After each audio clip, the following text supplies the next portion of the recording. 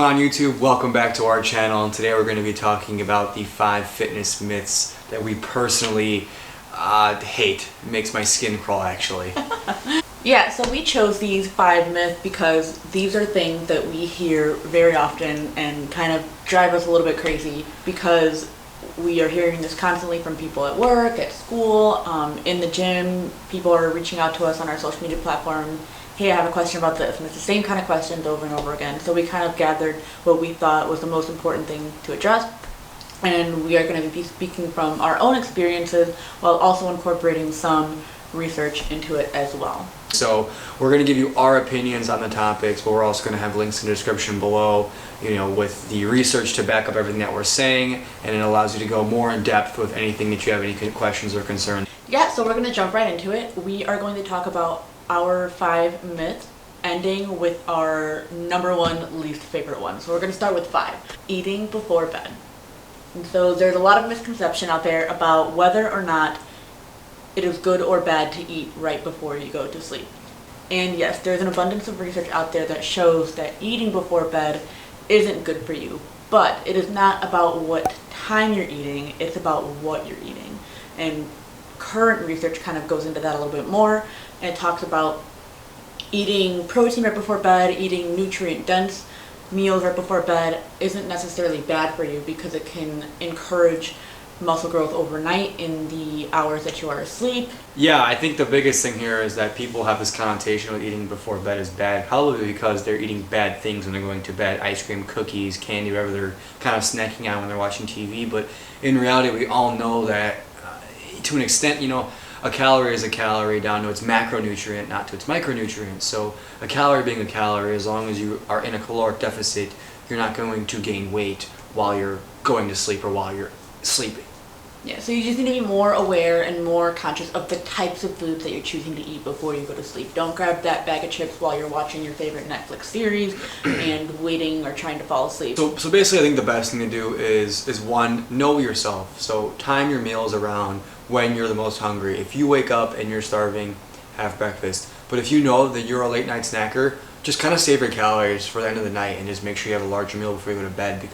So that is actually a perfect transition into our myth number 4.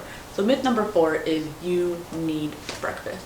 So there is the idea that you need to eat breakfast every morning. Otherwise, if you don't, it is going to decrease the metabolic rate and prevent you from losing weight. You get fat if you don't eat breakfast. Weird. So what we want to talk about around that is you actually don't have to eat breakfast. No, you don't.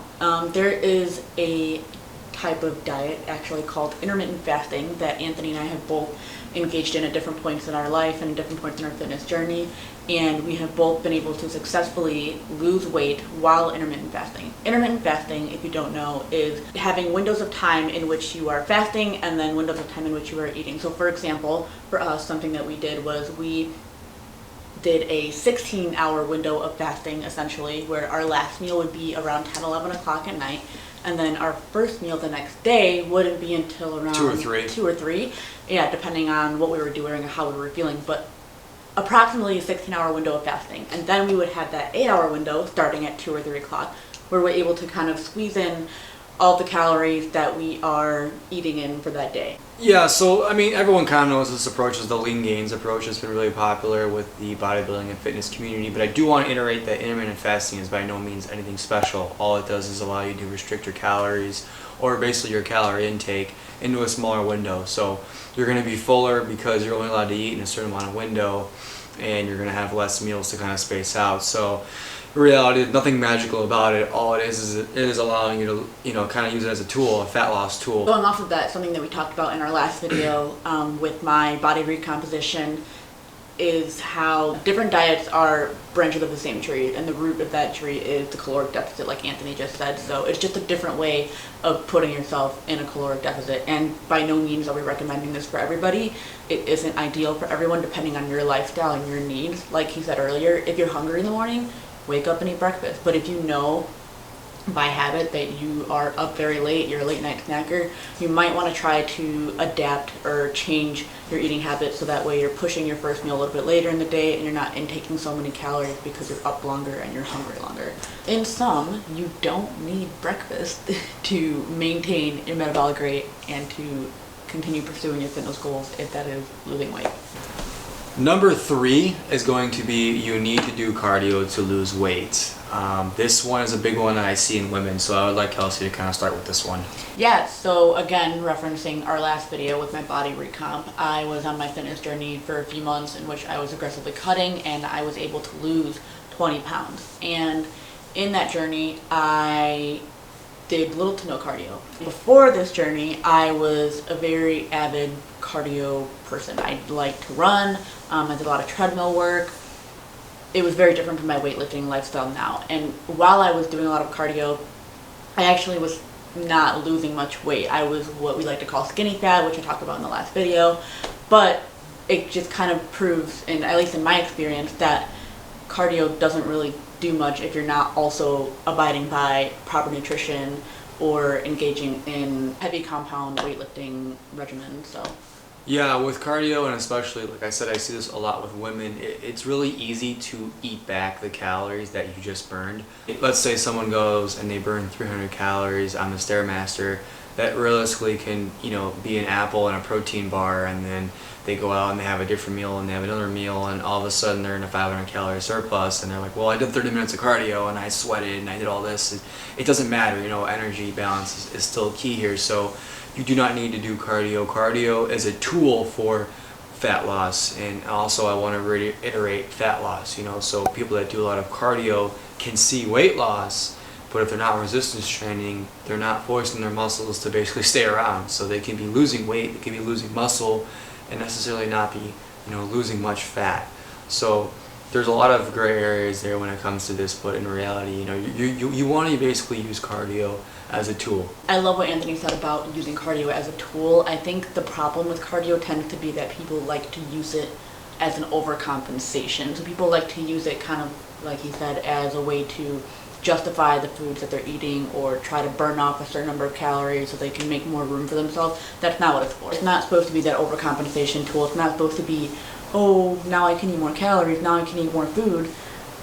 It's just a way to improve your overall health as far as your cardiovascular system goes, and it's supposed to help you burn a little bit more energy and be that extra step of the mile on your fitness journey. So your most important things that you need to focus on are your diet and your weightlifting regimen in order to achieve your fat loss goals. All right, and moving on to number 2. This one I really, really hate. It has to do with, carbs make me fat or fat makes me fat, and it seems like every decade there's either a low carb or a low fat diet, and right now we're kind of in the high fat, low carb diet decade, and before that it was all about high carb, low fat, and in reality, like we mentioned in the video before this, it literally just comes down to energy balance. It really comes down to what your preference is. If you prefer carbs and you perform better on carbs, eat carbs. It's the same thing.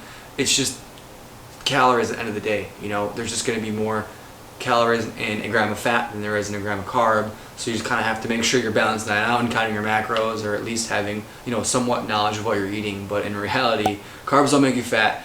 Fat doesn't make you fat. Eating more food makes you fat. That's it. Yeah, and I think something that's important to address is that there are plenty of diets out there that might be deemed as fad diets or new popular diets in the fitness community that people are engaging in. And by no means are we kind of villainizing those. Some of those work great. They are effective for different kinds of people, and they have their place and their pros and cons in your fitness journey. But the reality is, for you and your nutritional intake, the most important thing you need to focus on for fitness is making sure you're taking in enough protein, and then you literally can fit in your carbs and fats however you want in the rest of your calorie count. Yeah, so let's say you are at 2,000 calories and you're a 150-pound male. I would just go really simple: 150 grams of 150 grams of protein. That's 1 gram per pound of body weight. So you're looking at 150 grams times 4 calories. It's going to be your total amount of calories for your protein, and the rest you can fill that all with carbs and fats. You can fill it up with cookies. You can fill it up with white rice. It's up to you. And you can do more carbs than fats, you can do more fats than carbs, you can do it evenly distributed. It's whatever you prefer, whatever you like to eat, and whatever makes you feel satiated throughout the rest of your day. Yeah, I do want to iterate though, with the whole, you can fit in whatever you want to, your fats, your carbs, etc. I do want to emphasize that if you are eating, a donut or a cookie to fit in there, like, that's great and all, and you are still going to lose fat, but you have to remember that there's not really, nutrient dense. It's pretty, calorically, it's dense as well. So you're going to be starving, you're going to be hungry. So pick foods that are, that you like to eat, but also that are going to keep you full, because if you're in a fat loss phase, you're going to be uncomfortable sometimes. You're going to be hungry. So make decisions that are going to optimize your nutrition. And for our final, least favorite, number one myth in the fitness community that we can't stand is spot reduction. So what is spot reduction? It's basically, I'm just gonna do some crunches and then I'll have a six pack, right? Yeah. So basically, spot reduction is the idea that you are able to lose fat in one specific spot of your body. So I'm going to go to the gym, do a bunch of ab workouts, do a bunch of crunches, all this fun stuff, and I will lose weight only in my stomach. Mm-hmm. No, doesn't work. Exactly. So when it comes to doing a million crunches and then looking in the mirror a minute after, you're gonna be building muscle. Your abs are actually gonna be getting thicker, but you're just getting thicker underneath a layer of fat. So you really can't spot reduct. They did a research study where they had someone do leg extensions on one leg, and they thought that leg would obviously lose the most fat, but in reality, the body literally distributed fat loss pretty much similar in both legs, but only one leg was being worked out. So you literally can't spot reduce. Yeah. It's genetics. It's how your body loses fat first. There's a great article linked below by Legion that goes into your alpha receptors and your beta receptors and how blood flow plays a huge role in your fat loss. That's why you notice, that it's hard to lose fat in your belly region or in your back or like kind of closer to your quad area, just because there's less blood flow. So if you're trying to lose weight in a specific area of your body, you can't really do that. You have to go through the process of losing weight overall, and it's going to be evenly distributed most likely throughout your body. And so you're going to lose weight everywhere essentially, and obviously more places are going to be lost faster than others, but the end result is your overall body is going to change altogether. And it's the same thing when you're trying to gain weight. When you try to gain weight and build muscle and you're eating more calories and you're taking in more food, that's going to be evenly distributed throughout your body in the same way. You're going to gain more weight everywhere. You can't just gain weight in one part of your body, and you can't just lose weight in one part of your body. So stay consistent with your caloric deficit, stay consistent with your fitness routine, and you will eventually begin to see weight loss and body fat reduction in all areas of the body, including the ones that you want to see gone. So those are the top 5 myths that we cannot stand hearing in the fitness community. So hopefully we have cleared up some of the misconceptions about these things, and like we said before, you can look at the research articles that we've referenced or talked about and get more information on these topics in the description below. Also, please do us a favor and like this video. Include your comments if you have any questions about this video, any concerns, or need more information, whatever the case may be. Don't forget to subscribe to our channel, as well as hit that bell so you get notifications on all the videos that come out on Monday, as well as check out our Instagram profile. It's going to be linked below. Underneath those lovely articles, you should check out all about the information we just talked about. Thanks for watching our channel. We'll see you next week. Take care.